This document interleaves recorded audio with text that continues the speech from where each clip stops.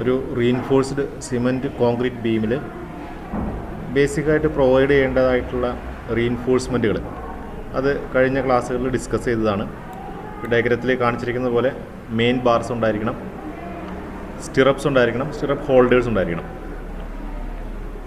ഇതിൽ neutral axis എന്നുള്ളൊരു concept explain ചെയ്ത് തന്നിരുന്നു.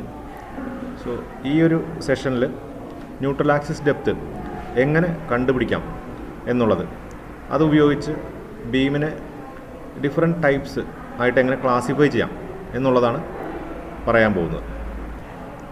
ബീമിൻ്റെ ക്രോസ് സെക്ഷൻ വ്യൂ നോക്കിക്കഴിഞ്ഞാൽ ഇതിൽ ന്യൂട്രൽ ആക്സിസ് ഡെപ്ത്ത് XU എന്ന് പറയുന്ന നൊട്ടേഷനാണ് യൂസ് ചെയ്യുന്നത്. ഇത് കണ്ടുപിടിക്കാനായിട്ട് we can use a equation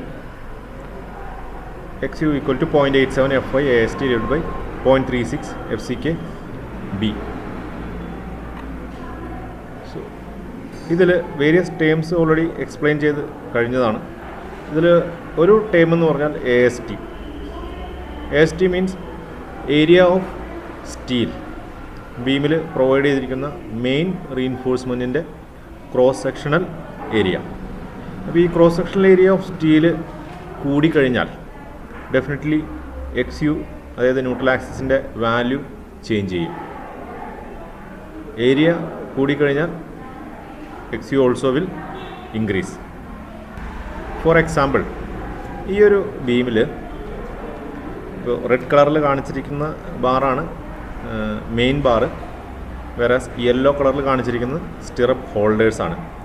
so കാൽക്കുലേഷനിൽ stirrup holders consider ചെയ്യേണ്ടതായിട്ടില്ല.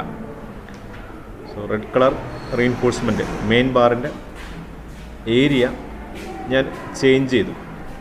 Initially 2 8 mm diameter ബാറാണ് പ്ലേസ് ചെയ്തത് ഈ ബീമിൽ. സോ ഞാൻ ഇക്വേഷനിൽ സബ്സ്റ്റിറ്റ്യൂട്ട് ചെയ്ത് നോക്കിയപ്പോൾ എനിക്ക് കിട്ടിയിരിക്കുന്നത് neutral axis XU equal to 21.9 mm ആണ്. അതായത് from the top the distance to the neutral axis is 21.9 mm. Now ഇതേ സെയിം ബീമിൽ ഞാൻ മെയിൻ സ്റ്റീൽ മാത്രം മാറ്റി. I have increased the main reinforcement to 2 numbers of 16 mm diameter. So ഈ parameters use ചെയ്ത് again I have calculated the neutral axis depth. അപ്പോൾ കിട്ടുന്ന value എന്ന് പറഞ്ഞാൽ XU equal to 87.7 mm ആണ്. So it is very clear that AST has great influence on neutral axis depth of a beam. ഒരു ബീമിൽ നമുക്ക് പല റീഇൻഫോഴ്സ്മെൻറ്റുകളും provide ചെയ്യാറുണ്ട്. ചിലപ്പോൾ അത് ചെറിയൊരു അളവ് റീഇൻഫോഴ്സ്മെൻ്റ് ആയിരിക്കാം, അതല്ലെങ്കിൽ വളരെ കൂടുതൽ കമ്പികൾ ഇതിനകത്ത് പ്ലേസ് ചെയ്തിട്ടുണ്ടായിരിക്കാം. സോ ഏറ്റവും ബെസ്റ്റ് അല്ലെങ്കിൽ ഏറ്റവും ആപ്റ്റായിട്ടുള്ള റീഇൻഫോഴ്സ്മെൻറ്റ് ക്വാണ്ടിറ്റി ഏതാണെന്ന് ചോദിച്ചാൽ അതിനുള്ള ആൻസർ ഒന്നേ ഉള്ളൂ. കോൺക്രീറ്റ് ആൻഡ് സ്റ്റീൽ, ഇത് രണ്ടുമാണ് ഈ RCC ബീം കൺസ്ട്രക്ട് ചെയ്യാനായിട്ട് യൂസ് ചെയ്തിരിക്കുന്ന മെറ്റീരിയൽസ്. സോ നമുക്കറിയാം steel is very much stronger than concrete. Concrete എപ്പോഴാണോ ഫെയിൽ ചെയ്യുന്നത് അതേ സമയത്ത് തന്നെ സ്റ്റീലും ഫെയിൽ ചെയ്യുകയാണെങ്കിൽ അതായിരിക്കും ബെസ്റ്റ് ക്വാണ്ടിറ്റി ഓഫ് സ്റ്റീൽ എന്ന് പറയുന്നത്. എമൗണ്ട് ഓഫ് സ്റ്റീല് കൂട്ടുകയാണെങ്കിൽ ഡെഫിനറ്റ്ലി സ്റ്റീല് ഫെയിൽ ചെയ്യില്ല, കോൺക്രീറ്റ് മാത്രമേ ഫെയിൽ ആവുകയുള്ളൂ. Because concrete is weaker than steel. അതേസമയം സ്റ്റീലിൻ്റെ അളവ് വളരെയധികം കുറയ്ക്കുകയാണെങ്കിൽ ആ ബീമിൽ കോൺക്രീറ്റ് ഫെയിലാവുന്നതിന് മുൻപ് സ്റ്റീൽ ഫെയിലാവും. സോ ഈ ഒരു കൺസെപ്റ്റ്, ഈ ഒരു ലോജിക്ക് ബേസ് ചെയ്തിട്ട്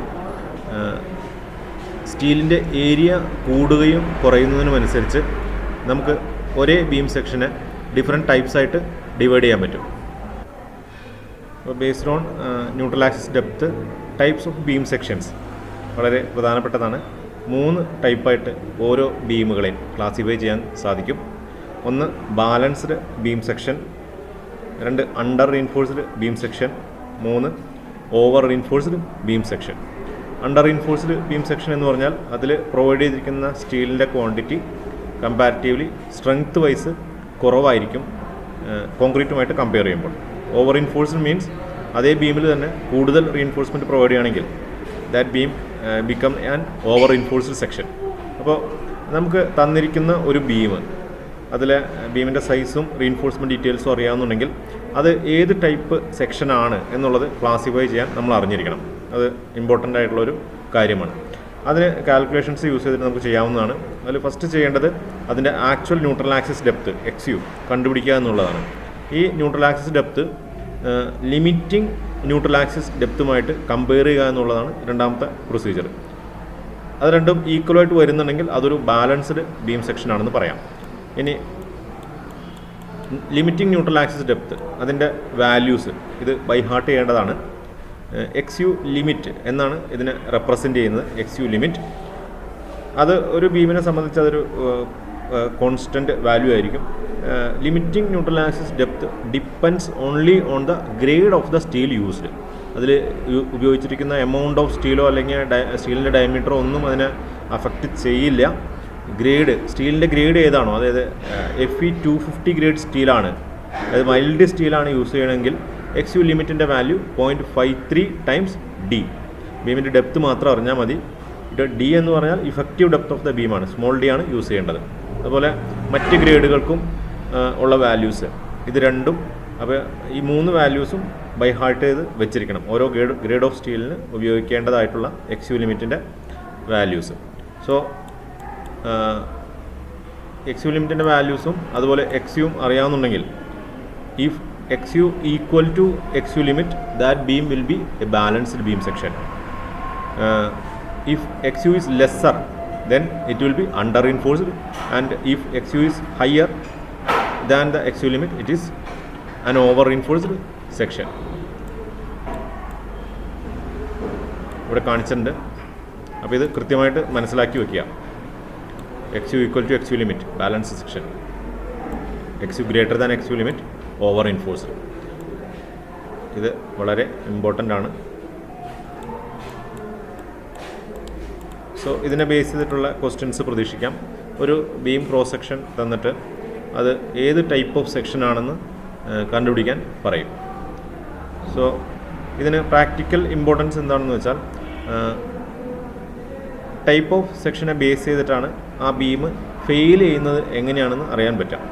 ഫോർ എക്സാമ്പിൾ, ഒരു അണ്ടർ റീൻഫോഴ്സ്ഡ് ബീം സെക്ഷൻ ആണെങ്കിൽ ആ ബീം ലോഡ് ചെയ്ത് നമ്മൾ ലോഡിങ് കൂടിക്കഴിഞ്ഞാൽ അത് ഫെയിലാവുന്നത് ഡെഫിനറ്റ്ലി സ്റ്റീലിൻ്റെ ഫെയിലിയർ കൊണ്ടായിരിക്കും. അതിൽ സ്റ്റീൽ റീൻഫോഴ്സ്മെൻറ്റ് കുറവാണ്. സോ സ്റ്റീലായിരിക്കും അതിനകത്ത് ഫെയിൽ ചെയ്യുന്നത്. സോ ആ ഒരു കാര്യം നമുക്ക് ഈസി ആയിട്ട് മുന്നേ തന്നെ അറിയാൻ സാധിക്കും.